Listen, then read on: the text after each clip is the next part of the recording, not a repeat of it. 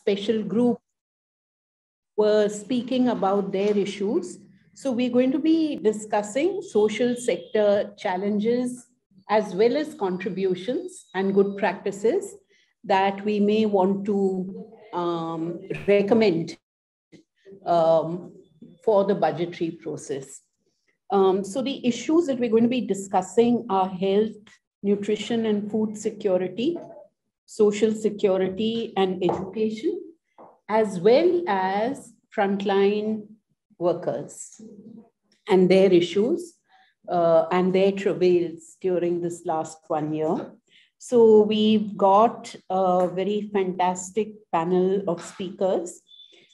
We've got Deepa Sinha from the Right to Food campaign. She teaches economics at the Ambedkar University, Delhi. And she's worked with the Office of Commissioners to the Supreme Court on Right to Food, as well as the Center for Equity Studies and the Public Health Research Network. और ये काफ़ी लिखती हैं, influential pieces लिखती हैं on food, nutrition, public health and gender. So welcome Deepa. इसके बाद we're going to have Sulakshana Nandi, जो कि जन स्वास्थ्य अभियान की एक नेशनल को कन्वीनर हैं और छत्तीसगढ़ की पब्लिक हेल्थ रिसोर्स नेटवर्क की स्टेट कन्वीनर हैं और ये she is also the co-chair of the people's health movement global steering council और इन्होंने 20 वर्ष से काम किया है on public health as a researcher and as an activist and so काफ़ी इनका काम मजबूत रहा है on the ground, जुड़ा हुआ है आदिवासी कम्युनिटीज़ के इश्यूज़ के साथ, डिटर्मिनेंट्स ऑफ हेल्थ के साथ वगैरह। और हमारे साथ हैं कॉमरेड AR सिंधु जो कि नेशनल सेक्रेटरी हैं सीटो की एंड जनरल सेक्रेटरी हैं all India federation of anganwadi workers and helpers. She is also the convener of the All India Coordination Committee of Working Women of C2 and the Women's Committee of C2. So ये trade union movement के साथ 25 वर्षों से काम कर रही हैं in North India amongst the unorganized sector workers और ये जो frontline workers हैं उनके मुद्दों के ऊपर हमें काफ़ी माहिती देंगी। We have Dr. Pratibha Kundu. She works as a thematic lead on social sector at the Center for Budget and Governance Accountability in New Delhi. And her areas of interest are social sector, policy, public finance, gender. At CBGA, Pratibha's work includes financing of education, early childhood education and education equity. And I think she's going to be talking about the effects of the whole digital world that we've been transported into due to this COVID. So yeah, so we have a very experienced panel. And हमारे जो panelists हैं ये presentations करेंगे for between 12 to 13 minutes. Is that okay, Deepa? And इनके जब presentations हो जाएंगे, we will open it up for questions and answers. And then I am going to request Ishita Mukhopadhyay to briefly give her comments as a discussant before we break for wrapping up the day. So that's how the plan is. And may I, Deepa, आप बोलेंगी? धन्यवाद। और कम से कम कुछ लोगों को एक साथ मिलकर बातचीत करने का मौका मिल रहा है, इससे भी काफी अच्छा लग रहा है। और जो नहीं है यहाँ पे उनको मिस भी कर रहे हैं हम। जो मैं कहने जा रही हूँ अगले 10-12 मिनट में, जैसे जशोधरा ने जब बुलाया भी था मैं कह रही थी कुछ नया नहीं है। सैडली हर साल हम लोग यही कहते आते हैं और कोविड के बाद उसको बोलने की जरूरत और बढ़ गई, लेकिन जो रिस्पांस मिलता है वो और कम होते जा रहा है। अभी हम लोग परसों भी सोच रहे थे रोजी रोटी अधिकार अभियान के तरफ से, जब नवंबर में राशन जो मुफ्त अनाज दिया जा रहा है कोविड के चलते, उसको इस महीने से बंद होने वाला है। तो हमने देखा कि अच्छा इसका हम रिस्पॉन्स डालें, तो फिर हमें ज्यादा काम नहीं लगा, इसलिए क्योंकि पिछले साल नवंबर में भी वो बंद हो गया था और हमें बस उसी चिट्ठी को निकालना था और थोड़े आंकड़े बदल के वही मुद्दे, वही स्थिति, वही गुस्सा हमें फिर से जताने की जरूरत पड़ रही थी। तो बट आई थिंक कहीं ना कहीं बार बार बोलना, कलेक्टिवली बोलने से उम्मीद तो अभी भी थोड़ा बहुत रहता है कि somebody somewhere will is listening. So we have a lot of data. यहाँ पे सुलक्षणा पूछ रही है, इवन आई हिंदी में ही बोले हैं या हिंदी अंग्रेजी मिक्स कर सकते हैं? So the post second wave ka we don't have much data, but we do know from end of 2020 that the impact of the pandemic has been quite severe on food security and hunger as well. 2020 के अंत में जो अलग अलग survey हुए हैं, including right to food campaign ने hunger watch किया था, सारे सर्वेज में ये दिखता है जहाँ पे लगभग 60% या ज्यादा लोग कहते हैं कि महामारी के बाद उनकी खाद्य सुरक्षा असुरक्षा हो गया है, पहले जितना खाते थे उससे कम खा पा रहे हैं. At the same time, all these surveys also show that the coverage of PDS has been quite reasonable in the sense जिसके पास कार्ड है उनको अपना रेगुलर राशन भी मिल रहा था, और ये जो मुफ्त अनाज पिछले साल 8 महीने दिया गया और इस साल का हमारे पास आंकड़े नहीं है, but the same scheme again 6 महीने के लिए, if people had a ration card उनको वो मुफ्त अनाज मिला. लेकिन जिनके पास कार्ड नहीं था वो अलग एक समस्या था. But what we did find from these studies is that the PDS was functioning to the extent कि जो लोग otherwise शायद भुखमरी के का सामना करना पड़ता है या उनको कुछ ना कुछ थोड़ा बहुत अनाज तो मिल रहा था, जिससे सीख ये मिलती है कि इसको जारी रखना चाहिए. इसके साथ साथ और भी बहुत कुछ करना चाहिए, but the least you can do when you rolled out something and you see that it's reaching people, one would think that the obvious thing to do would be to think of how do you strengthen it, how do you expand coverage, and how do you use that platform to reach out to more. लेकिन वो नहीं हो रहा है. The other reason why PDS can be expanded is, एक तरफ महामारी और भूख बढ़ रहा है, लेकिन दूसरे तरफ ये 2 साल, पिछले साल जब से महामारी शुरू हुआ तब से FCI के गोडाउन में जितना अनाज स्टोर्ड है, that has been record high in the history of India. जो PUCL का जब राइट टू फूड केस डाला था 2001 में, तब 60 मिलियन टन फूड ग्रेन्स थे, जिस for which there was this outrage and we went to the Supreme Court, PUCL went to the Supreme Court and so on. Through this year we have reached 110 million tons at one point. अभी भी we have over 80 million tons और अभी खरीफ का procurement होने वाला है, तो वापस हम 100 मिलियन टन में पहुंच जाएंगे. तो एक तरफ अनाज है, अनाज खुले में सड़ रहा है, दूसरे तरफ भूख है, लेकिन we are finding that this basic response through PDS का सिस्टम भी है, वो चल नहीं रहा है. उसका अगेन ऑब्वियसली जवाब यही आता है कि खर्चा बहुत है और इसके फिस्कल डेफिसिट बढ़ जाएगा. But if we look at the figures, PDS का other than last year, of course because of covid there has been an increase in the budget, but उससे पहले even post national food security act, the last 10-12 years food subsidy has been around 1% of the GDP. तो ऐसा नहीं है कि वो बहुत astronomically बढ़ रहा है और उसको कंट्रोल करने की जरूरत है. ये 2 साल ऑब्वियसली बढ़ेगा और बढ़ना चाहिए, और भी बढ़ना चाहिए, क्योंकि अनाज भी हमारे पास है. लेकिन पिछले साल बजट में इन लोगों ने एक्चुअली जितना दिखाया इंक्रीज, उतना नहीं इंक्रीज हुआ, क्योंकि लगभग 2.5 लाख करोड़ इंक्रीज दिखाया, लेकिन उसमें आधा से ज्यादा था पिछले साल के लिए नहीं, उससे पहले सालों का जो इन लोगों ने कुछ ऑफ बजट एडजस्टमेंट किया था. They used this opportunity of COVID to be able to increase their fiscal deficit to correct what they did previously, which was to push the FCI into a lot of liabilities. But basically, why I'm saying this is that when we see the figures and when we hear from the government that we increase the food subsidy so much, that we should not fall for it. वो सही नहीं है. और उनको और भी बहुत कुछ बढ़ाने की जरूरत था, और ये कुछ अकाउंटिंग बेसिकली कंफ्यूजन इन लोगों ने क्रिएट करके दिखाया कुछ, लेकिन उतना बढ़ा नहीं. The other thing we are seeing also this year 21 अभी जो ongoing है is that last year there were some additional provisions. पिछले साल दाल भी दिया था, पिछले साल माइग्रेंट वर्कर्स के लिए एडिशनल एक एलोकेशन किया था, वो सारे चीजें भी इस बार नहीं है.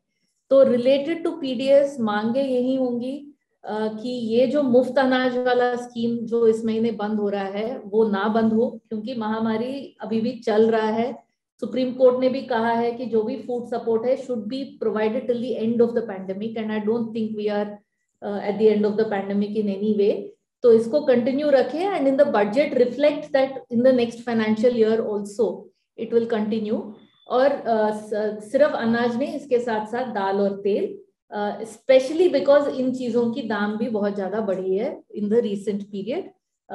तेल is, I am talking about edible oil here, but also the issue of gas and cooking fuel, जिसका प्राइस बढ़ा हुआ है. We know the whole Ujjwala issue, and I hope it will come up somewhere in some other session. But this whole thing of last year giving Ujjwala more free cylinders or whatever was very temporary, and the prices are really going up. So the first issue that I wanted to put out is the issue of PDS in relation to the budget, that those are still very relevant, which is to include dal and tel, to universalize the PDS, make provisions for non-ration card holders. अगर universalize बोलने में वो इतना डर लग रहा है, तो कम से कम जो नेशनल फूड सिक्योरिटी एक्ट में है कि 75% in rural and 50% in urban, वो अभी भी 2011 के सेंसस के मुताबिक चल रहा है. उसको 2021 के प्रोजेक्टेड पॉपुलेशन में कैलकुलेट करेंगे तो 10 करोड़ और नाम जुड़ेंगे राशन कार्ड के लिस्ट में. So at the very least, we feel that needs to be done. The second set of schemes or programs that I want to talk about are again related to nutrition, which are to do more directly with women and children. Of course, household food security is firstly important for everyone, including women and children. Though direct nutrition programs hai, ICDS, midday meal, और maternity entitlements, इनकी स्थिति is actually worse than the PDS. At least PDS we've seen some intervention, कुछ महीने सही, कुछ लोगों को free अनाज मिला है. लेकिन ICDS जैसे सुबह भी किसी सच में बात हो रही थी कि Women and Child Development Club हो जाता है, तो and that's largely child development. That is true, but if you just look at that child development component also, that's also reducing. It's not as if that is increasing. Pichle saal again, because we met last year also as a pre-budget consultation. In last year's budget, last year we had demanded that given COVID, ICDS budget should increase, and for many other reasons, like Anganwadi salaries need to increase and so on. Lekin in the last budget, Anganwadi budget actually came down. And what they did was to, again, no transparency in this, because normally the budget line is Anganwadi services. Last year, the budget line was Saksham Anganwadi, which included Anganwadi plus 3 more programs. So we don't even know the breakup. जो transparency की भी बात बार-बार आ रही है सुबह से, अचानक पिछले साल schemes को club कर दिया और ये clubbed budget दिया है. तो कुछ schemes में वो लगता है कि budget बढ़ गया है, लेकिन वो नहीं बढ़ा है क्योंकि 2-3 और scheme भी उसके साथ जोड़ दिया है. But as far as Anganwadi is concerned, even after the clubbing, 2020-21 का budget 20,500 करोड़ के हिसाब था. The current year's budget is 20,100 crores. So it's 400 crores less, 3 programs more added into the same basket, of which about 84% is ICDS. So when we, in our response to the budget last year, Right to Food campaign ने जो किया था, Jean had helped us to, Jean Andres had helped us to a calculation, where basically we find that 2014-15 से 2021 तक अगर हम लोग compare करें, तो in real terms, मतलब controlling for prices, ICDS budget has gone down by 36%. So that's a major decline. So again, if we say ask, our ask would be that you first make up, because you have to address the COVID impact as well.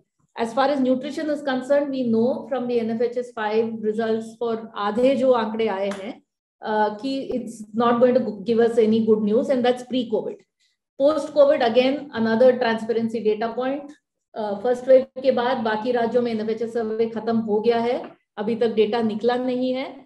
I think that also one needs to keep putting the pressure on. Madhyan Bhojan, same thing. If you look at real terms between 2014-15 to now, 38% cut in the budgets. And in a few months back, the finance ministry actually rejects a proposal from Ministry of Education to introduce breakfast in school, saying कि हमारे पास पैसे नहीं. 4,000 करोड़ की मांग रखी थी बस शिक्षा मंत्रालय ने मध्याह्न भोजन के लिए, और वो रिजेक्ट हो गया, जबकि वो न्यू एजुकेशन पॉलिसी में भी ये रिकमेंडेशन है कि breakfast should be introduced in schools. So once again, given कि 1.5 साल से बच्चे स्कूल के बाहर रहे हैं, अभी भी बहुत जगह स्कूल और आंगनवाड़ी पूरी तरीके से नहीं खुला है. We know that has had an impact on children's nutrition as well, and household food security levels are quite poor. So what we require is a enhancement in budgets, including enough for providing eggs at least 3 days a week, including providing a breakfast and midday meals. These are the things that one would hope to see. Again, here what we are seeing is a diversion where there is one random announcement out of the blue कि fortified rice दिया जाएगा हर जगह, as if that is a magic bullet solution to the entire nutrition problem. It is not. What we need is for our children, women to get proper meals, जो हो नहीं रहा है. Maternity benefits, you see the same thing. The budget is flat, मतलब in nominal terms, so real terms में वो भी घटा जा रहा है. So just to conclude, all of these schemes are extremely underfunded, and post-COVID, all of these schemes need more than what we had been demanding pre-COVID. So how do we increase the pressure on this is a big question. Along with it, the issue of data not being available, there not being transparency in budgets and allocations and spending, it continues to be an issue, while they keep making data a big issue. So I'll just end with that. Poshan Tracker, all of you should try and open that website. They keep talking about it कि anganwadi real time रोज data available है. उसमें आप खोलेंगे तो कुछ आपको समझ नहीं आएगा, किसी को भी कुछ नहीं समझ आ सकता है जो डेटा वहां पे कलेक्ट किया जा रहा है. And on the Anganwadi end, what it is doing, I hope Comrade Sindhu will tell us when she presents. Thank you. Thanks a lot, Deepa. Yeah, very nice and clear and concrete, with data. And you've made it easy for us to sort of include some of this in the recommendations. Thanks a lot. So, Sulakshna, may I request you to about 12 minutes में, please, if you don't mind. Ji, thank you. I hope आप मुझे ठीक से सुन पा रहे हैं. हाँ, बहुत अच्छी तरह. जी. So I think what I'll do, I had planned to speak in English, but I think I will instead speak in Hindi, so that I see that Jashodhara is also putting down some notes. And please feel free to sort of stop me whenever I'm nearing the end of my time. So it's very nice to be with all of you here speaking on this issue. And मैं इससे शुरू करूंगी कि जो पिछले साल का budget speech था 2021-22, उसमें एक तरह से हमको बेवकूफ उस हिसाब से बनाया गया कि जो बजट आउटले हेल्थ के लिए है कि वो 137% इंक्रीज हुआ है, जो कि ऐसा नहीं था. और क्योंकि उसमें उन्होंने न्यूट्रिशन, वाटर, सैनिटेशन सब जोड़ के दिया था. और अगर हम एक्चुअली कैलकुलेट करें, एंड जो कि एक्चुअली 6 महीने के अंदर 50% करीब जो उनको खर्चा करना था वो हो चुका है खर्चा. लेकिन अगर हम ओवरऑल हेल्थ बजट्स की बात करें तो पिछले साल हमने देखा कि यूनियन बजट अभी भी 0.34% ऑफ जीडीपी है, जबकि हमारा जो नेशनल हेल्थ पॉलिसी था वो 5 साल के अंदर 2.5% जीडीपी का एक तरह से विजन लेके चला था. और उस हिसाब से इस साल जितना होना था, मतलब पिछले साल, वो बहुत इनएडिक्वेट रहा है. साथ में हमने इस साल ये भी देखा जो काफी डिजास्टर्स हमारा टीकाकरण का पॉलिसी था और ये कोविड पैंडेमिक को डील करने के जो रिस्पॉन्सेस थे वो बहुत इनएडिक्वेट रहे हैं। एंड मैं इस पे एम्फोसिस थोड़ा करना चाह रही हूँ कि चाहती हूँ कि जो हम देखे whether it is second wave में देखे और जिस तरह से निजी अस्पताल जो है बहुत सारा जो है एक्सट्रैक्शन और एक्सप्लॉयटेशन किए पेशेंट्स का, या सरकारी सेवाएं जिस तरह से रिस्पॉन्ड किए, वो जो है वो पूरी तरह से जो एक्चुअल स्थिति रही है पिछले कई दशकों से उसी स्थिति को दर्शाता है और उसी स्थिति को और मतलब बड़े रूप से एक तरह से हमने दर्शाते हुए देखा है। तो ये कोई नई बात नहीं थी। मैं अभी फोकस करूंगी आयुष्मान भारत के ऊपर, क्योंकि आप सबको पता है कि ये एक बहुत पेट वर्ड है जो सरकार बार बार इसका उपयोग करती है। और मैं आपका ध्यान इस पे लाना चाहती हूँ कि जो आयुष्मान भारत है उसके दो कड़ियां हैं। एक पीएमजेवाई है जो प्रधानमंत्री जन आरोग्य योजना, जो एक इंश्योरेंस स्कीम कहा जाता है, और दूसरा है हेल्थ एंड वेलनेस सेंटर। और मैं इन दोनों का थोड़ा सा एक कंपैरिजन करके उनकी जो बजटरी इम्प्लीकेशंस है और उसकी जो इम्प्लीमेंटेशन की इम्प्लीकेशंस है, स्पेशली जो महिलाओं के ऊपर और खासतौर पे आदिवासी दलित महिलाओं के ऊपर और गरीब समुदाय के ऊपर, उसके ऊपर थोड़ा मैं जोर दूंगी। तो अगर हम इस साल पिछले साल का देखें तो पीएमजेवाई का जो है 41% इंक्रीज हुआ, जबकि एनएचएम का सिर्फ 3% इंक्रीज हुआ है, जो कि इवन जो अपना जो इन्फ्लेशन को भी नहीं इंक्लूड करता है। तो और ये जो एनएचएम है उसी के तहत ये हेल्थ एंड वेलनेस सेंटर्स का बजट घुसाया हुआ है। सो हेल्थ एंड वेलनेस सेंटर के लिए कोई अलग बजट नहीं है, वो एनएचएम के ही अंदर है। सो पीएमजेवाई जो बहुत प्रायोरिटाइज हुआ, तो हमको पता है कि पिछले साल उनको 6,400 करोड़ दिया गया और करीब 40% राज्य का पैसा उसमें और जुड़ेगा, तो करीब आप सोचेंगे, आप देखेंगे कि 11,000 करोड़ करीब इस साल उसका बजट रहा है। लेकिन हम सबको पता है कि कोविड के समय अभी हमारे पास कई स्टडीज है। महाराष्ट्र में एक बहुत अच्छी स्टडी उन्होंने किया जो महिला संगठनों ने और जन स्वास्थ्य अभियान ने मिलके, जिसमें दर्शाता है कि कैसे कोविड के समय भी जो पीएमजेवाई है वो किसी काम का नहीं आया, और जो ऑफिशियल डेटा भी है वो भी दिखाता है कि जितने लोग इस पे एनरोल्ड होने की जरूरत थी और इसका उपयोग कर सकते थे जब कोविड के दौरान जब उनका हॉस्पिटलाइजेशन हुआ, उसका बहुत बहुत छोटा सा एक जो है प्रतिशत उसका यूज कर पाया। तो एक हमने स्टडी किया था पीएमजेवाई पे as one of the largest public private partnerships in India, जो कि डॉन संस्था के सहयोग से किया, और मैं उसके कुछ फाइंडिंग्स बताना चाह रही हूँ।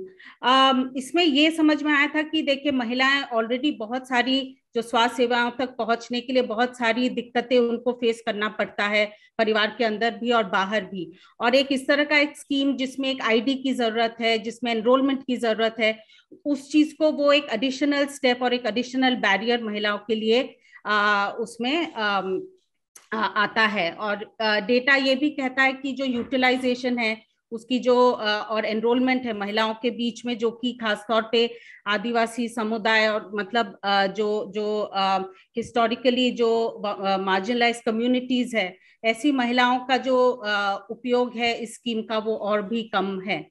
और साथ में ये भी देखा कि बहुत ये पीएमजेवाई के दौरान की वजह से जो बहुत सारा पैसा जो प्राइवेट सेक्टर को जा रहा है, उससे जो पब्लिक सेक्टर काफी वीकन हो रहा है। और डेटा हमें ये भी बोलता है बार बार कि जो पब्लिक अस्पताल है, सरकारी अस्पताल है, वो ज्यादा जो वनरेबल ग्रुप्स को केटर करता है, महिलाओं को ज्यादा सेवाएं देता है, और महिलाएं जो गरीब ग्रामीण और आदिवासी या दलित समुदाय से आती हैं उनको जो है ज्यादा सेवा सरकारी अस्पताल में मतलब अगर यूटिलाइजेशन के बारे में बात करें तो मिलता है।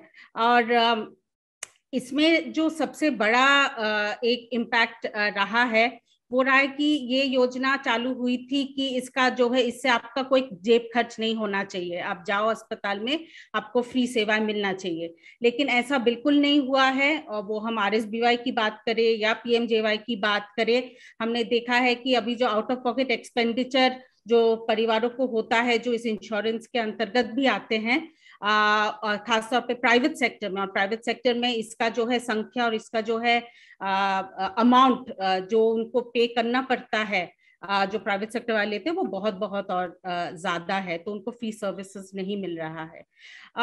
जो फंड्स की बात बोले, एक तो मैंने बोला कि जो बहुत सारा जो पब्लिक फंड्स इसके तहत प्राइवेट सेक्टर में डाइवर्ट हो रहे हैं, तो PMJY की डेटा अगर देखें तो 75% से ज्यादा PMJY का पैसा, हमारा पैसा फॉर प्रॉफिट प्राइवेट सेक्टर को जा रहा है। और साथ में हमने ये देखा है कि जो गरीब ग्रामीण क्षेत्र है या जो आदिवासी समुदाय जो एनरोल होते हैं, उनको सेवाएं कम मिलती है, तो एक तरह से रिसोर्स ट्रांसफर हो रहा है from less developed, poorer areas and more vulnerable populations to urban areas.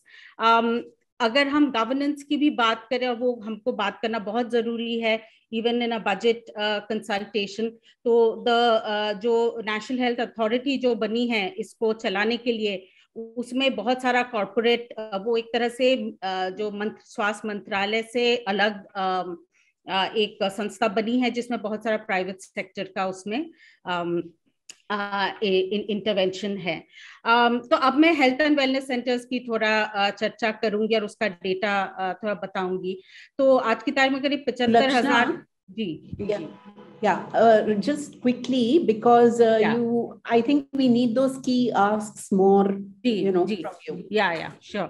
So जो हमने हेल्थ एंड वेलनेस सेंटर में देखा है कि उसमें आप में से कुछ लोग को पता होगा या तो आपने देखा भी होगा कि एक additional health worker CHO sub centre level पे रखी गई हैं, और जो डेटा हमारे पास पायलट प्रोजेक्ट्स का है छत्तीसगढ़ एंड तमिलनाडु से, उसमें हमने देखा है कि बहुत सारा जो है OPD केयर में प्राइवेट सेक्टर से लोग अभी सरकारी में आने लगे हैं, और आउट ऑफ पॉकेट एक्सपेंडिचर भी कम हुआ है, और बहुत सारा महिलाएं और वृद्ध व्यक्ति तक भी इस तरह की सेवाएं की पहुंच हुई है।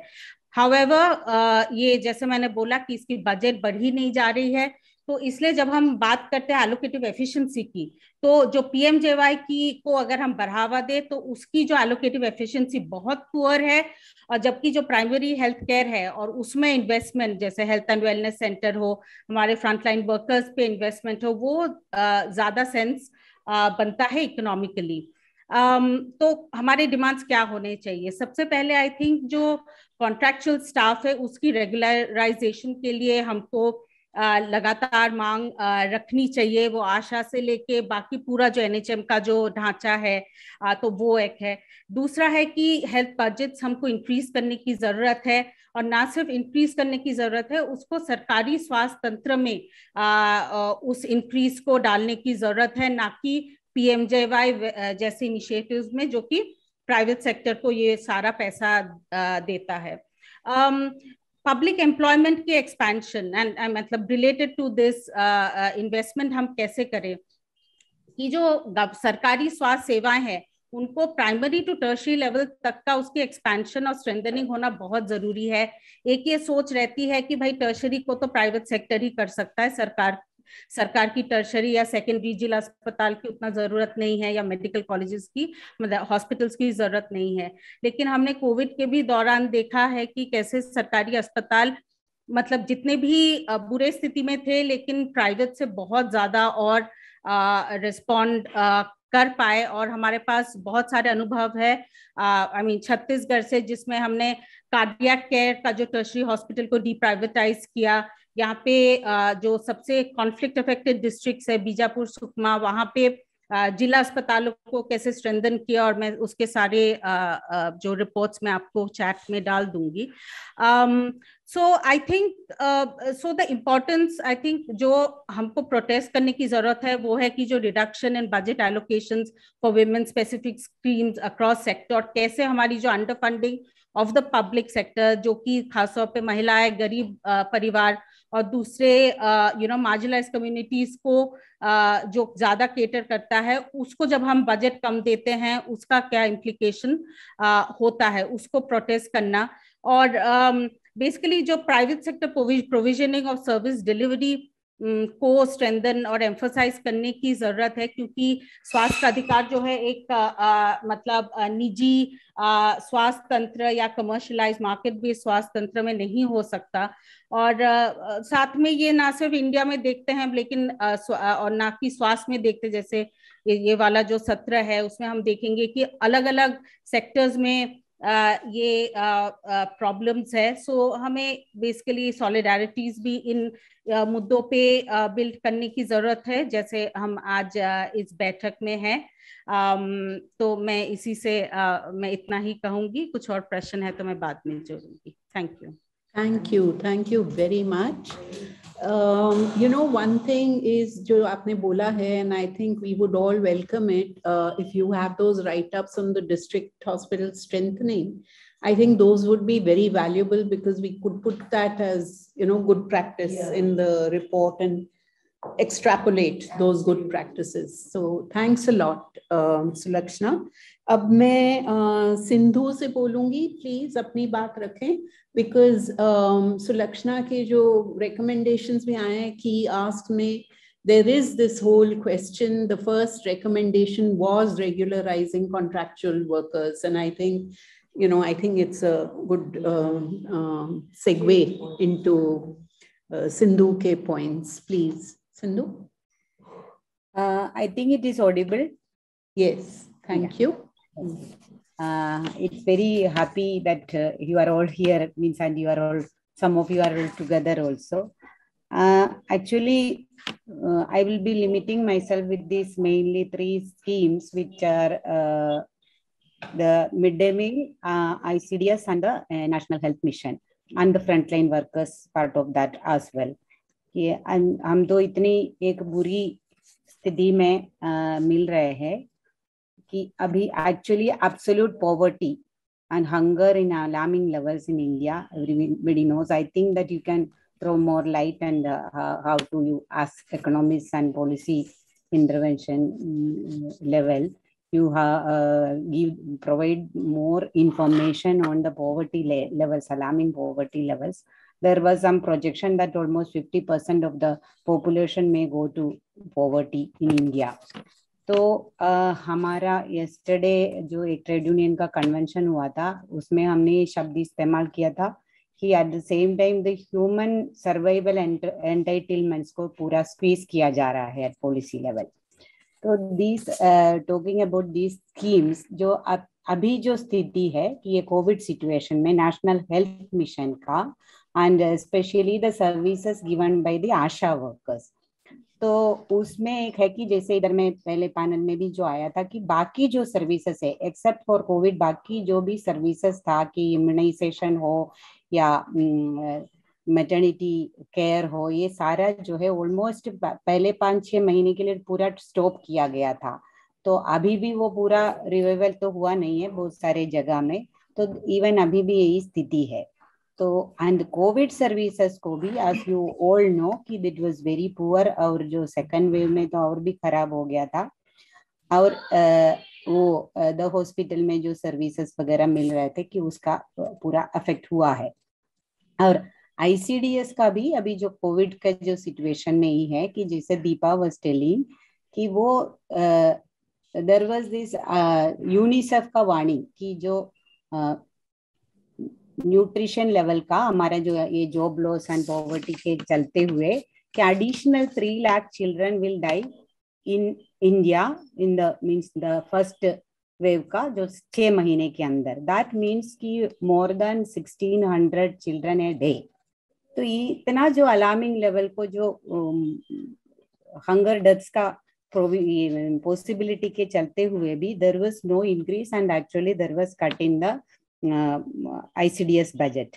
और वो कोई भी मीन्स हमारा जो एक डिमांड में जो फर्स्ट डिमांड यही आया था कि जो उसमें जो न्यूट्रिशन का allocation, because there was no freshly cooked food provided इधर इन ICDS और मिड डे मील, तो उसके लिए जो है THR देते थे, तो उसमें क्या है एक्चुअली महीने में मैक्सिमम 3 किलो, 3 और 3.5 किलो एक घर में जाएंगे। तो और बाकी जो है एक स्टडी तो पहले 2012-13 में आया था कि मिड डे मील स्कीम के बारे में कि 15% of the total rural calorie intake वो ICDS स्कीम से आते हैं। तो इतना एक इम्पोर्टेंट स्कीम है, और ये जो स्थिति है फ्रेशली कुक्ड मील नहीं जा रहे, तो इसको इंक्रीज करने का हमारा डिमांड था कि वो more food grains need to be provided through the school like in Kerala they have done, लेकिन वो कुछ भी नहीं बढ़ाया और एक्चुअली बजट कट हुआ है। और ये THR का जो है थोड़ा बहुत ICDS में कुछ वितरण तो हुआ है, लेकिन वहां पे भी ये बजट जो है आ नहीं रहा है था कि अभी भी स्थिति यही है कि इवन कि 6 महीने का अलोकेशन फॉर न्यूट्रिशन अभी पहुंच नहीं रहा है आंगनवाड़ी केंद्रों में और वर्कर्स के पास में। मिड डे मील तो बहुत बुरा हाल है, क्योंकि ICDS में एक है कि वो घर घर पहुंचाने वाले वर्कर और हेल्पर है, लेकिन मिड डे मील में स्कूल जब बंद है तो मिड डे मील वर्कर को स्कूल में नहीं जाना है, और वो वितरण का जिम्मेदारी भी मिड डे मील वर्कर पे नहीं है, तो वो घर घर बच्चों का पहुंचने का वो सिस्टम भी वो पूरा गड़बड़ा गया था। और उसमें जो है जो स्कूल का स्थिति तो वो अलग इसमें चर्चा करेंगे, लेकिन it is affecting more than 12 crore children. अभी बजट एलोकेशन का तो ऑलरेडी दीपा ने बताया, तो I need not tell that. लेकिन ये एक है कि जो ICDS का इसके पहले बजट में भी जो वो बोल रहे थे कि जो बजट जैसे हर साल में, पिछले साल में भी नाम चेंज किया है ICDS का, अभी सक्षम आंगनवाड़ी इस साल किया, उसके पहले साल में किया है कि क्या दूसरा कुछ नाम दिया है। इस तरीके से नामकरण तो बहुत सारा चल रहा है, लेकिन एक्चुअल जो फूड अलोकेशन के लिए ICDS के लिए कितना अलोकेशन है ये पता भी नहीं चलता है। और बीच बीच में इन्होंने फूड ग्रेन्स का पर हेड अलोकेशन रिवाइज भी किया है। तो अकॉर्डिंगली हमने जो है, because we are not economist, लेकिन थोड़ा सा अंदाजा लगाया था कि लास्ट बजट में, मीन्स दिस लास्ट नहीं, लास्ट टू लास्ट बजट में, कि जो वो रिवाइज्ड नॉर्म के लिए जो अलोकेशन 4000 करोड़ एक्स्ट्रा होना चाहिए, तो लेकिन उसमें एक्चुअली बहुत ज्यादा कटौती है। और this is one of the reasons कि वो स्टेट्स में जो फूड ग्रेन्स का जो अलोकेशन के लिए बहुत ज्यादा पीछे चल रहे हैं, लाइक स्कीम। और ये दीपा पोषण ट्रैकर के बारे में बोल रहे थे कि पोषण tracker in all the schemes, especially ICDS and NHM, they are going for digitization. They are pushing for digitization. Everything should be online. Or even ICDS में during COVID, they were pushing like anything for the digitization process. Centers were closed. Center तो खुल ही नहीं रहा है, ना आप बच्चों का वजन ले रहे हैं, ना खाना का माने कि उस तरीके से फ्रेशली कुक्ड फूड भी नहीं दे रहे, तो कि ट्रैक क्या करेंगे आप? तो ओनली कि आप महीने में 2 बार रेशन जो पहुंचाना है उसी का ही ट्रैक करना है। लेकिन अभी भी आप वो वेबसाइट में देखोगे तो वो देख रहे हैं कि इवन ड्यूरिंग दैट जो second wave where everything was closed, उस टाइम में भी कि उसमें कि उनका बच्चे कितना खाना अवेल किया है उसका भी आंकड़े आ रहे थे, because it was totally false. And even now there is no digitization in some of the states, लेकिन उसका भी आंकड़ा टोटल नंबर में ये है। और स्मृति ईरानी तो ये भी बोल रहे कि टोटल नंबर ऑफ वर्कर्स से ज्यादा लोग जो है ये इसमें पोषण ट्रैकर में ये किया है, यही बोल रहे हैं। तो this are all false, means कि वो पूरा फर्जीवाड़ा है इसका। और ये जो digitization process, we think even in national health mission the data, because they are bringing out this national digital health mission as well, तो उसके साथ में लिंक है कि earlier ICDS का तो bill and Melinda Gates foundation का लेके ही था कि इनका डिजिटाइजेशन प्रोसेस हमारा डेटा अवेल करने का ये है। तो that was the only thing during this period WCD ministry was pushing. They were not caring about the any of the other things in the ICDS.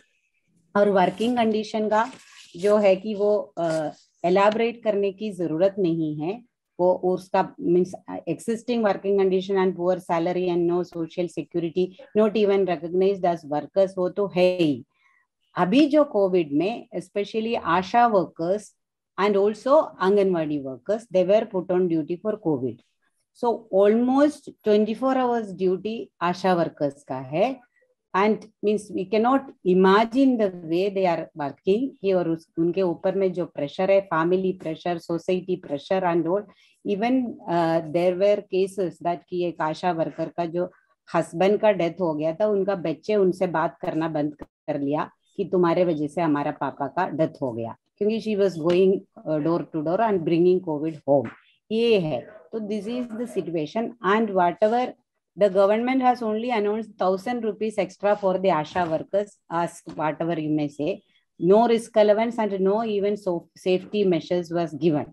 So ये जो situation में ये काम किया है, even within 3 days, the ASHA workers collected the entire population, say means the data of the vaccination and COVID situation. So Sindhu, could you come to your key asks, please? Yeah, I'm coming. I am ending up. Yeah. Thank you. I'm keeping a track of the time also. So there, even this much acclaimed insurance scheme, that 50 lakh, that is not at all being provided. Even in UP, 70 Anganwadi was died, and within 1 month of COVID in Andhra Pradesh, 15 ASHA workers, 50 lakhs. And even Anganwadi workers are announced as frontline workers in this October. So this is the situation regarding that also. So in that, our main demands will be, as you all know, that our primary demand is more allocation for the services and improving that situation, means scheme. That is more food allocation in the, means more allocation for nutrition in ICDS and for the NHM also, and the health budget. And that is our main demand. And of course, our demand for regularization and even recognition as workers and social security. That is also a part of that. And one more thing I want to say about the ICDS scheme is that it was discussed that about the it is about the care work. ICDS means now it is going to open also. The low work participation, women's work participation level in India, and the childcare, importance of the childcare. And it is also coming down to 16 or 15% like that. So in that aspect also, this care work is more important. And it is very much important to have the childcare services and making the ICDS as Anganwadi cum creche, so that the working women, especially from the rural areas, can join there. So that is also one of the crucial points I think we must take note of. And in that one more thing I thing that I would like to add is that about the Manrega also, although it is not directly related to the schemes and all, that is also very crucial scheme where there is no wages are not paid even for last 6 months, up to 6 months. There is a budget cut of 40% in the last budget, where the women's work also matters. That is also one of the schemes I think that you need to take means on the demands and especially on the women's part. And while the last sentence, I would like to say that we would like the economists to give the budget calculations and projects to the activists so that it will be helpful. And in the scheme workers part, we will be going for an agitation or to have pressurizing the member of parliaments. If your data and demands come, it will be helpful for us also for the budget demands during December and November. Thank you. Thank you. Thank you very much. And yeah, that's the idea, that we should all use what comes out of this consultation. Wherever we are, in whatever spaces we are operating, we should go with this common set of demands and pressurize the government towards these. Thank you so much, Sindhu. Okay, now we will have Protiva. Pratibha? Thank you, Renu. I want to share my screen. Okay. Yeah. So is it coming? Yeah, it's just about to come. Very good. Okay. Thank you. You want to do slideshow? Yeah. Or you see if you can do slideshow. कभी-कभी होता भी नहीं है slideshow. See, it's coming. Very nice. Slideshow हो गया. Very good. Okay. Thank you. हम लोग सामने budget है, so we are talking. I mean, literally speak in English. मेरा हिंदी बहुत ही खराब है. But anyway, so since we have seen that education disrupted, irrespective of, I mean, all children get affected due to this school closure, whether it's irrespective of class, caste, gender, region, state, whatever. And we have seen that COVID has exposed the fault line in public provisioning of education. But at the same time, when COVID has given us some opportunity and the government the opportunity to find out where are the gaps and keep the valuable policy lessons so that this system can be revamped. And that's why whenever we are talking about when some the union budget and state budgets are forthcoming, we need to look out where are the gaps so that where more resources need to be allocated. And for that, we shouldn't start from the pandemic period. It's important to see what was the school education before the pandemic, because that will help us find out gaps more prominently. Let me start with some statistics. So if we look irrespective of and I'm focusing on school education, if we go through the level of education, whether it's primary, upper primary, secondary, or higher secondary, everywhere we can see it's the it is the basically girls who are more dependent on public provisioning because they are going more to the government and government aided schools. And the other thing that you see, if we look at the transition rate, again from elementary to secondary or secondary to higher secondary, then if girls get an opportunity, they try to complete the secondary education, whether they are from marginalized community or general category girls. Compared to boys, they try to complete the class 12 level of education. Now, some other statistics before the pandemic, which is important, that around 3.2 crore children were already out of school, and 40% of girls of this adolescent age, they were out of school. Enrollment in the government schools are dropping out. For the first time, the recent 2019-20 DICE data have shown it's less than 50% now in government schools. The share in government school has decreased, and learning crisis both in public and private schools. So in this situation, I mean, we were there and then the pandemic came. So what happened to school education during the pandemic? We have seen school closure. We have seen then after a few months, there is transition from the traditional classroom to remote learning. And for that, we have experienced that there are three categories of students. And obviously, girls are disproportionately affected. That has, various surveys have shown that. But the three categories, one is who are attending earlier school, but currently not attending. And they are mostly in the verge of leaving the system. And second category is attending education, but with limited capacity. And the third section of children who were regularly attending online classes. Now, there is again some data that when the school closure happened around in India, 298 million children affected due to it. The Malala Fund has made some estimation that around 10 million more secondary school age girls is going to be out of school. There is ILO estimation that around 9 million additional children across the globe are going to join labor force, and in some state-specific experience through surveys have seen that in Tamil Nadu, the child labor has increased from 28% to 80% during this pandemic. In West Bengal, 105% increase. We in CBJ, we did survey in Delhi government schools, and where I won't say child labor, but most of the girls have said that their domestic chores have increased, and around 25% girls have said that this has reduced their access to learning also. So in this situation, the first broad policy ask should be that there should be adequate budgetary allocation for retaining the children in the system.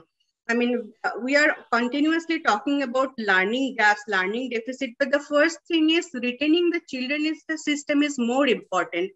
Whatever policy or measures have been taken, most of the time it's happened, the priorities are for responsive ones. I mean, when children are out of school, then bringing them to a school. If there are child labor, take measures to mainstream them. But we should try to make the policy sound or budgetary allocation sound so that there should be addressing of dropping out in the system. So the first thing is make the since adolescent girls are largely affected, so make the secondary education free for girls. Especially you have seen that exemption of tuition fees, board examination fees, it matters a lot. Some of the states have taken some progressive policies, and we have like Karnataka, Telangana, Punjab, and we have seen that the net enrollment for girls have increased in these states. Then monetary and non-monetary incentives play a very important role. They are enabling factors. The scholarships that is given by government over time, this becoming irregular. There is not upward revision of the scholarships, and the money, whatever money is coming to government, they're just distributing the money. Though by guidelines, scholarship should be demand driven. So it should be demand driven. Whoever is asking for scholarship should be given. There should be timely distribution of scholarship, and there should be need of inflation indexed upward revision of scholarship. Third thing is, as already you have seen that there are a number of children is going to be out of school. So there should be dedicated budget for survey to identify the out of school children. The budgetary provision for there is under Samagra Shiksha Abhiyan is one of centrally sponsored schemes for education, where there is one component for mainstreaming out of school children, and in this there is intervention for survey. But that amount is so less. Again, National Child Labor Project, another intervention by Ministry of Labor, which is also responsible for doing some survey to identify child labor, but the resources are so less that there is no regular survey happens in this country. But given that time, there should be more resources, at least for coming 5 years. There is allocation there for mainstreaming out of school children, but it comes as an RT entitlement, and so only for 6 to 14 age group children.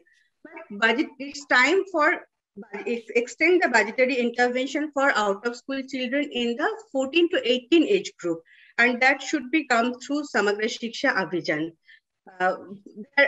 Many of the states are doing survey to identify the out of school children due to COVID, but not only, we shouldn't stop there, because we need the disaggregated re-enrollment data by gender, age, wealth, other intersecting factors. So understand what is the consequence of COVID-related school closure, then only the government can take suitable policy.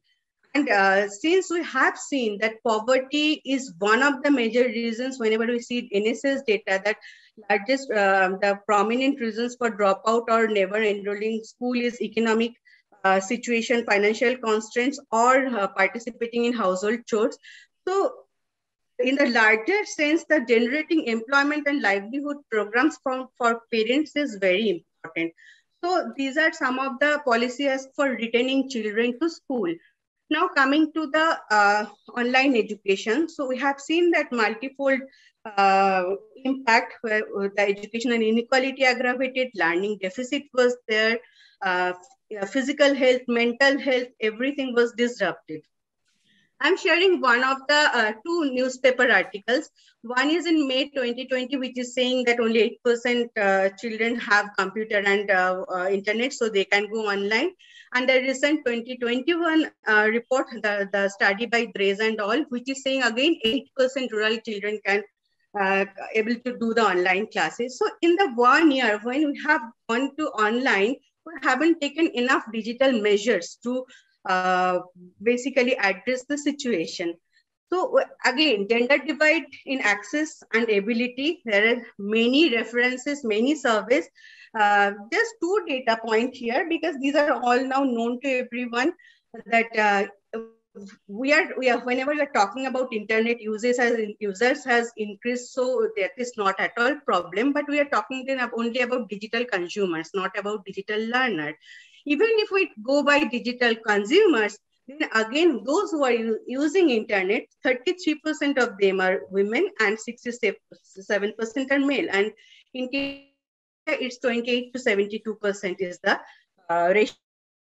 And who all are able to operate computer. So if you have even the device or the internet, do you have the skill? So again, there is gender disparity in terms of digital literacy.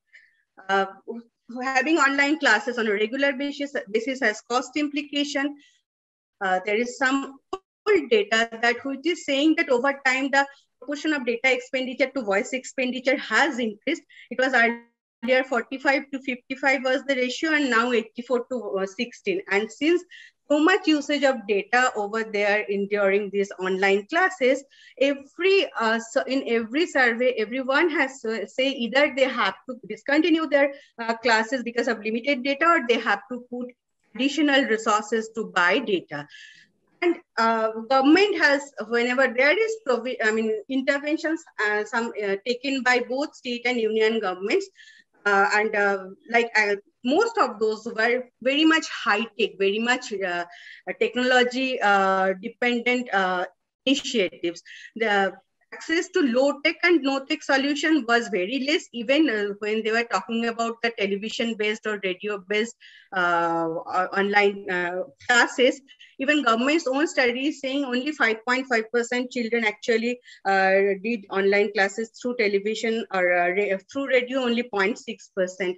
And cyberbullying is one of the experiences many of the girl children have reported.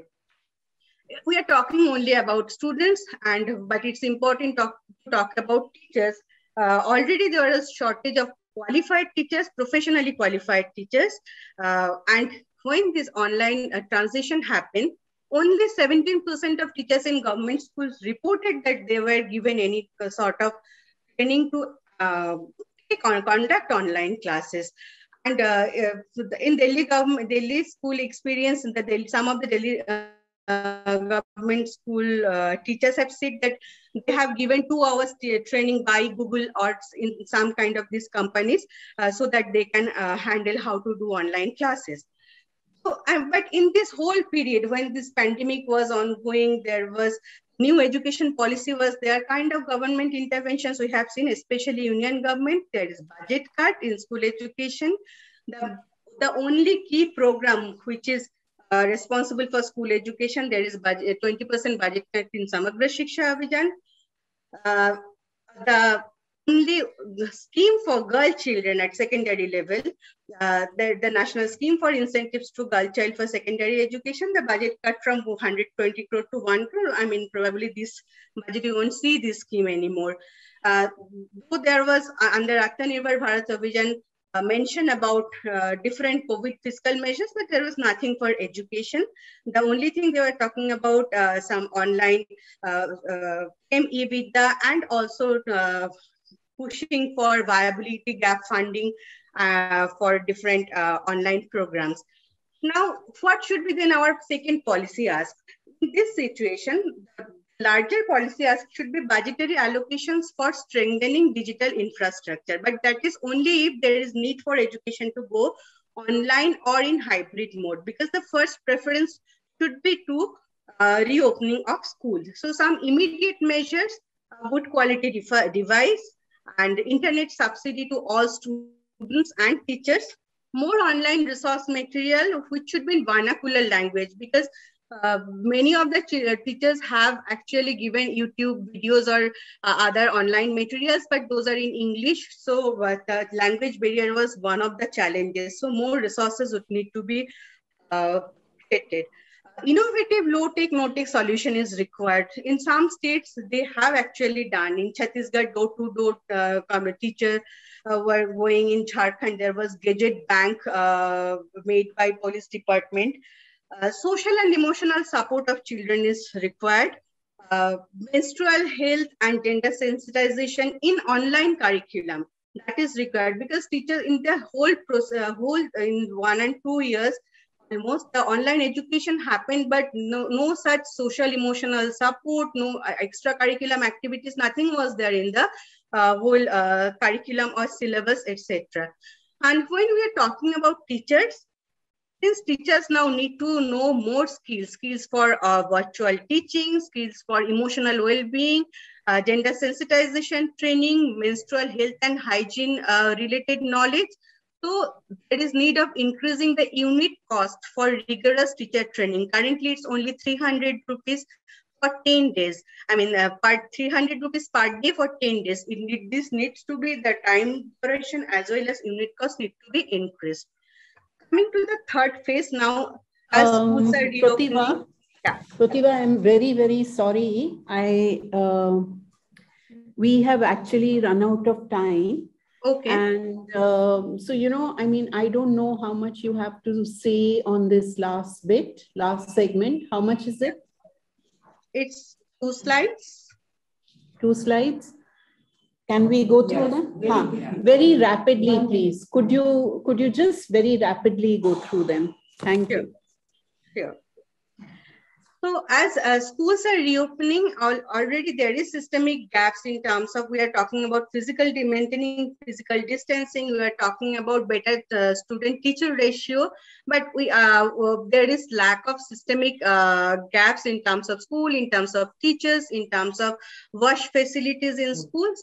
So government needs for substantial investment in school infrastructure for an enabling environment. And in this process, the first thing is filling the vacant post of teachers, their trainings and recruitment of non-teaching staff.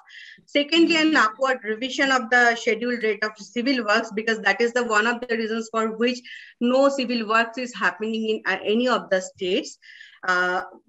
Vaccination for all teachers and students now is the immediate need, and many states are doing actually that.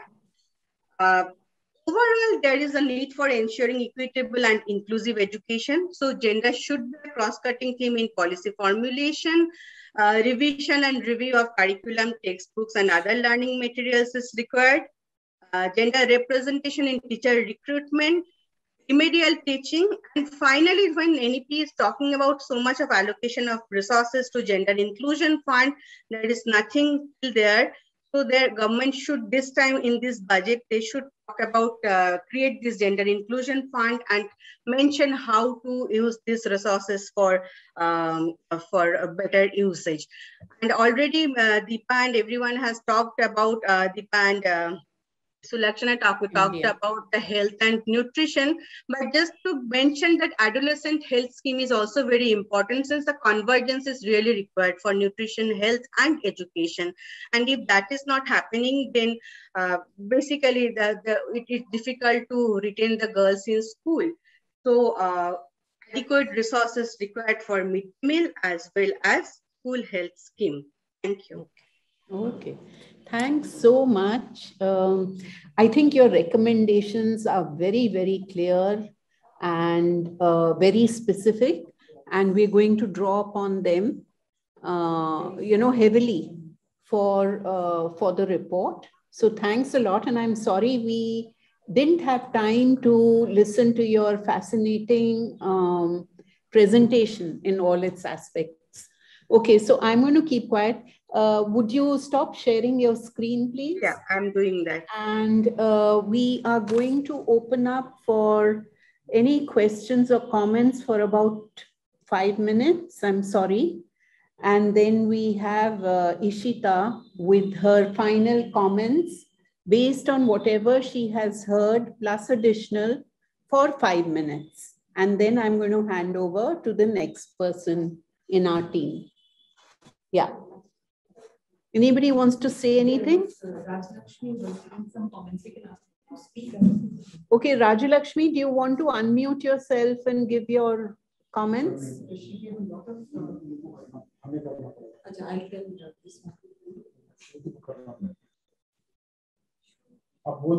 Does anybody else have any other comments?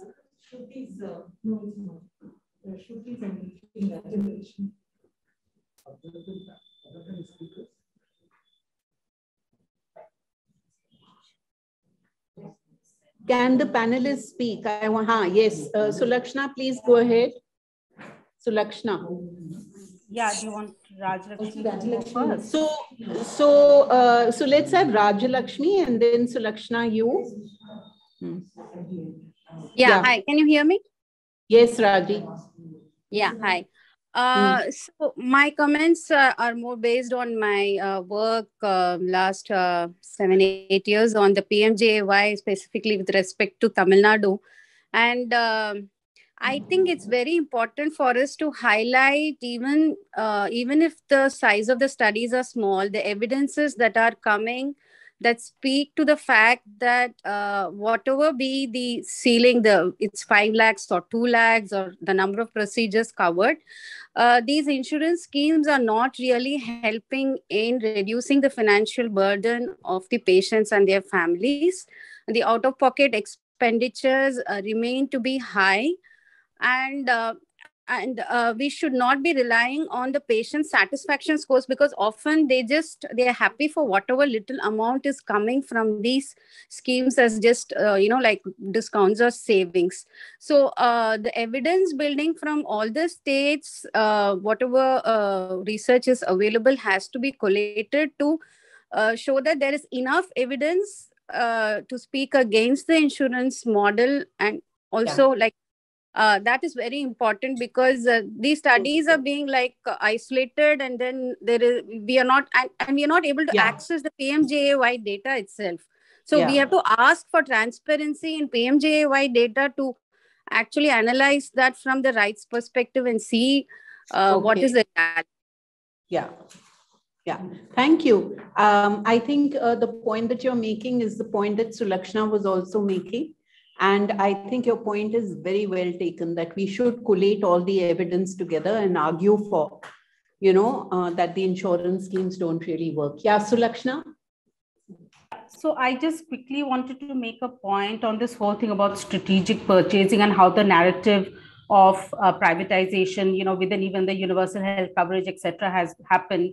And it's mainly done by health economists. So they give an economic this thing about how to purchase services. It'll be more efficient. It'll be as to the choice of the clients or patients, where they want to go, they can go. And now, I mean, we are criticizing PMJAY, but even in primary healthcare, even in health and wellness center, there is a very strong move by, international agencies, by, for instance, the Gates Foundation, the Niti Aayog, to outsource these health and wellness centers. And I think as feminists and feminist economists, it's very important to look at how the financing, recommendations are playing out in actual provisioning of services. And that's why, I did emphasize that, we need to be, I think our recommendations need to be very clear on the design or the system through which we want this budget, to be used. So yeah, that's the one point I wanted to make. And thanks. Okay, thanks a lot. Okay, thank you very much. I think maybe, Ishita, are you there? Ishita? Has she given her the panelists? Okay. Ishita, yes, 5 minutes, please. Yeah, as a discussant, 5 minutes. Yeah. Put on your video also. Yeah, but the video is not coming. I don't know why. Okay, doesn't matter. Let's not waste time on the video. Just right. So actually what we heard today and what has been our experience during the last year. We were also in a consultation in the last year. And the last year's budget, it was a pandemic budget. And that last year's budget, we saw it was the worst budget against women. It was an attack on right to food. It was an attack on right to work. It was an attack on secure livelihood. The first time we faced budgetary attacks, in the sense that there was a severe cut in allocations when the pandemic was going on. And all we heard was an attack on the social security when we need it most. When people need it most, the people means the households, the families, and women under this patriarchal situation bear the brunt of the whole episode. So as you can see, that they are trapped between monetization and demonetization. They're really trapped. And we had this national monetization scheme and all, which is a privatization. So is the private sector enabled enough to cater to the vulnerable poor, which is the large section of the, and women are bearing the brunt of it? It is not. So it's not with respect to food security. It's not with respect to free rations, not with respect to the health workers, not with respect to any other kind of social security measures. Now, I would, under these circumstances, the one issue which haven't come up in the whole days, but which is very crucial, is the high indebtedness of women of the poor households. And Jayati referred to the microfinance scheme, and this high indebtedness is getting severe under these circumstances. The fallout of the last year's budget has been an increase in high indebtedness, and the inequality is now seen, it is visible. COVID has shown us what the government can do, what a budget can do. But what we see is now that we have less and less expectations from the budget. Just look at the list of last year's recommendations from this kind of a meeting, the consultation, and what we got. So what is our expectation this time? The way Ministry of Women and Child's budget is being reduced and reduced, gender budget is being reduced and reduced, not in terms of, I don't see it in terms of allocation to women specific schemes, but the schemes which are for women, which we have been hearing throughout in this whole panel. Everybody was speaking about it. I'm not going to repeat them, but just putting them together. What will happen to the schemes? Will the scheme stop? Now, what will be the allocation in the Ministry of Women and Child? What will be the allocation of the women-oriented scheme? What about the taxes on the fuel taxes? It is affecting women. LPG prices, it is affecting ultimately the women. And hunger and food security is not unrelated to this. Ishita, I'm wondering whether you have any concrete and specific suggestions to give us. One suggestion is to release the food grains in the FPC, so that to immediately take care of the hunger and food security. Immediately FCI. Yes, immediately take care of this. This has to be done with the utmost priority. And all the other allocations came in. Second is the school dropouts.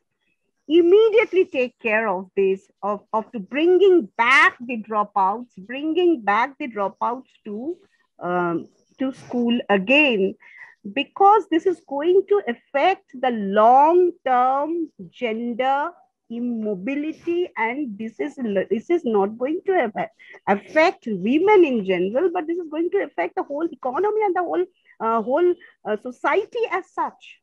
So this is going to see a long-term effect, a long-term depression and a long-term going back regressive motions. So to prevent it, immediately have a scheme which was not there earlier, but to have a scheme to bring back women, bring back children to school, and of course, take care of the contractual workers to whom which we have been relying much. So these three are concrete asks I'm not going to have a list which all of them are being denied. All of them were being denied last year. I remember our experience last year. So which I do not want a repetition of that, but some pointed out specific schemes. Thank you so much. This has been so valuable. So thank you all the speakers. I think you've done a terrific job of putting out all the issues as well as the key asks. And tomorrow, I'm hoping that we will be able to take all of this further and make some very, very workable plans. Like last year, we didn't succeed in getting the changes that we wanted. You very rightly asked, what are our expectations? Strengthen our work of disseminating and pressurizing, So having said all of this, thanks a lot. I'm now handing over to Nilangi, who is doing summary of day one discussions.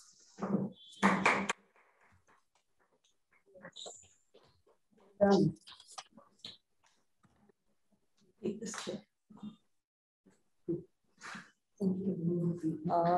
Thank you, Renu. Actually, थोड़ा मुश्किल काम है because हम लोगों ने काफी सारी चीजों पे discussion किया है, but I will try and summarize in 5 to 7 minutes so that we can wind up by 5. And first of all, this was our first hybrid format consultation. So we really apologize if there is any technical glitches because of which volume was low or anything, but we are trying our best to actually get the conversations going on. And this has been really very productive. Those of us who are in the room really are feeling charged up because of each other's presence only. Like, I think this is what we were missing for last 1.5 years. So it was really nice to have at least some of us here, and we would have loved all of you to be. So we started off with setting out the expectations for this consultation. And we said that basically two things. One, we are talking about the feminist recovery process, how it would look like, and a very concrete set of recommendations by tomorrow's end of the consultation we would like to get. Then we had as a keynote speaker, Professor Jayati Ghosh.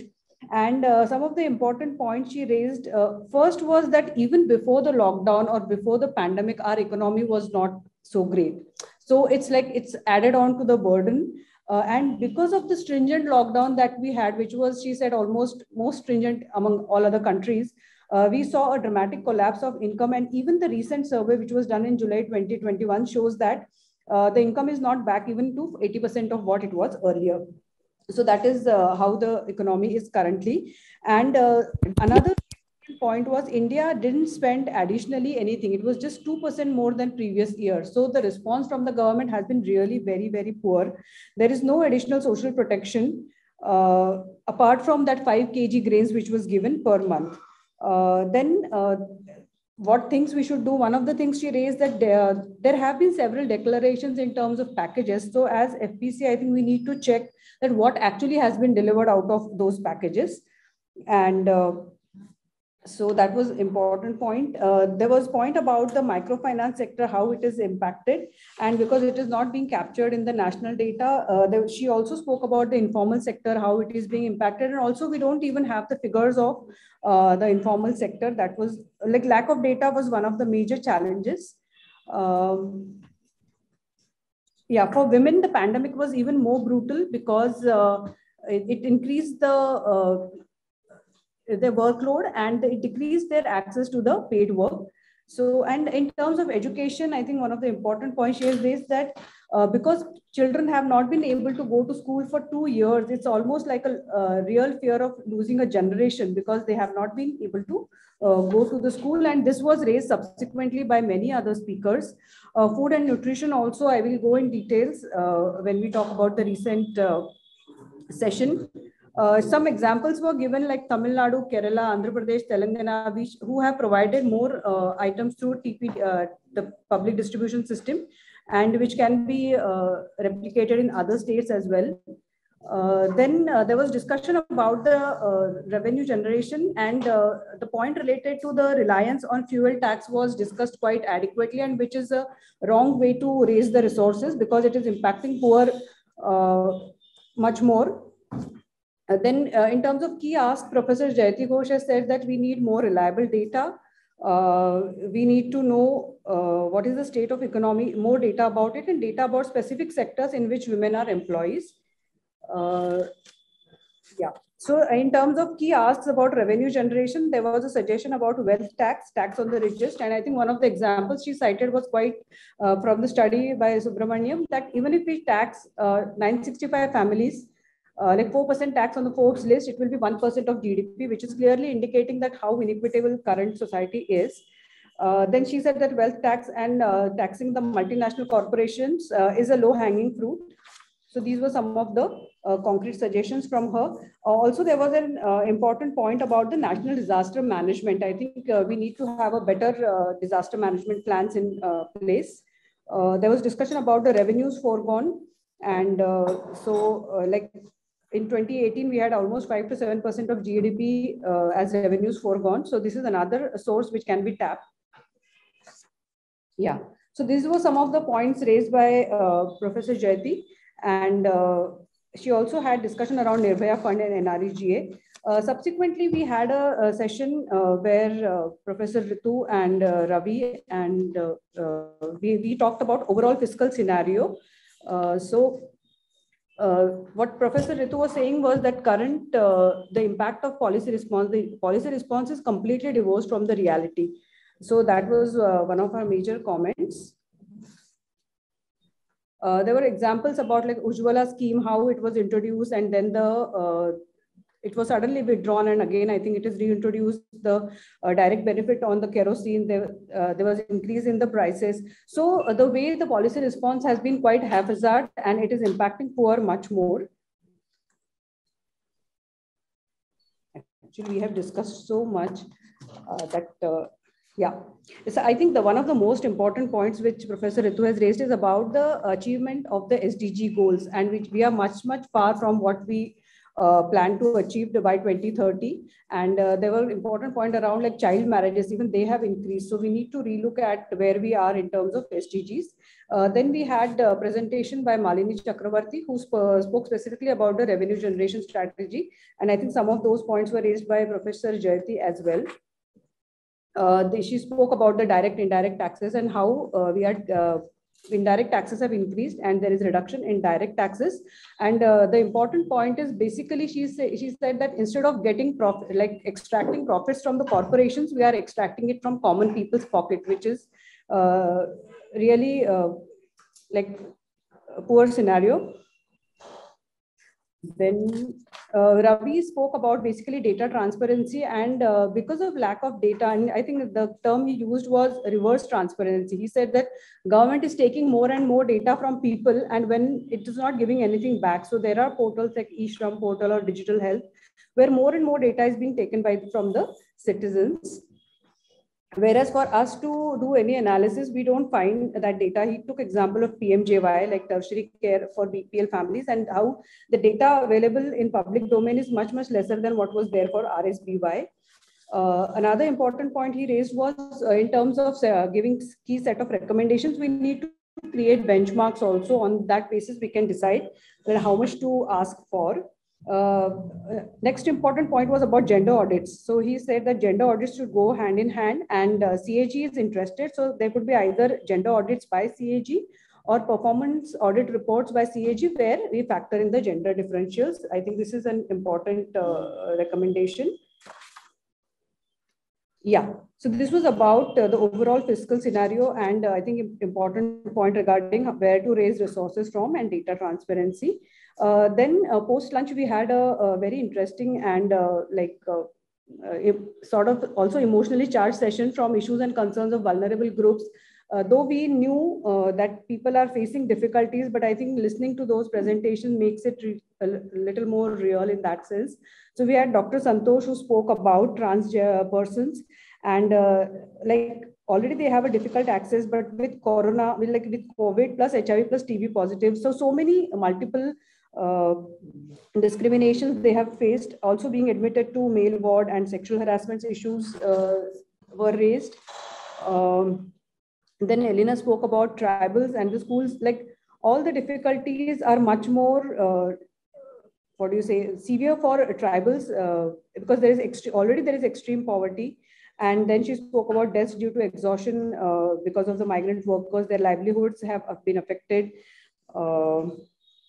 Deepti talked about manual scavenging, and manual scavenging is like 90% of women. So it is a issue which represents caste and patriarchy. And I think I liked her, liked in the sense one of her sentences was very powerful, that untouchability got normalized. So, and I think that was also raised by Shampa, because she said that there are many people with disability who need help in terms of with touch. Like, so when you talk about not touching anybody, because that was the main way of preventing COVID, so that it made difficulty for disabled people. And also psychosocial problems and mental health issues were raised specifically for people with disability and all other vulnerable groups. For Sabha raised a very important point of how people from Muslim community were targeted, for example, Tablighi Jamaat, and then it was like economic boycott and all was seen. So yeah, and she said there was also reluctance of getting tested by these communities, as well as denial of healthcare. So both these issues were faced. Aisha talked about sex workers and the difficult, again, sex workers, if you're not able to touch, how will you give the services of sex work? So I think they faced a lot because they could not do any work, and I think till today they are facing those issues of because of social distancing. Yeah, so I think some of the tribal sub-plan, as a key ask, implementation of tribal sub-plan was one of the important things. Sabha raised an interesting point, like if we can have a minority sub-plan, and similar to like for entrepreneurship, similar to Dalit Chamber of Commerce, if you can have some minorities Chamber of Commerce. That was an important point. Point related to data, almost all the speakers have raised that having reliable data is very, very important for policy making. Violence related issues were raised by most of the vulnerable communities. Then we had this last session about social sector challenges and contributions, where Deepa spoke about food security. And I think it was very ironic when she said that last year also we were at the same letter, we just changed a little bit data and submitted it. So it's like year after year we are doing this, and like we are saying we are so passionate about it, but things are not changing and they are going from bad to worse. But I think still for us, we need to keep it going. That is the least we can do, I think. And so like there was, I think only one thing which government did in this pandemic was that 5 kg grains that everybody has said. Apart from that, nothing much has been done. ICDS, midday meals, they have not been functioning. And again, it's ironical to see that we have 110 million tons of grains in godowns, but they are not being given to people. We are not just talking about grains, but pulses and oil is also very important. There was a discussion around the necessity of having cards, different cards, and I think lack of access, if you are not able to produce those cards, is an important issue for us. Yeah. And also in terms of allocations, they are going down, which is another worrisome factor. Then I'm just in my last point, because it's, then Sulakshana talked about Ayushman Bharat, basically PMJY and health and wellness centers.